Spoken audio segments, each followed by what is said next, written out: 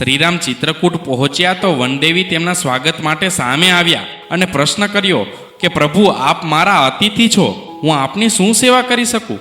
રામે કહ્યું કે હું જ્યાંથી આવ્યો તે માર્ગના કાંટા દૂર કરી દેજો.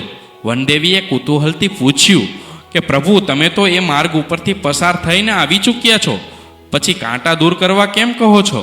રામે કહ્યું કે હું તો આવી ગયો, પણ મને વિશ્વાસ છે કે મને શોધતો ભરત મારી પાછળ આવશે, તેને આ કાંટા ન વાગવા જોઈએ. વનદેવીએ પ્રશ્ન કર્યો કે શું તમારો ભરત એટલો નાજુક છે?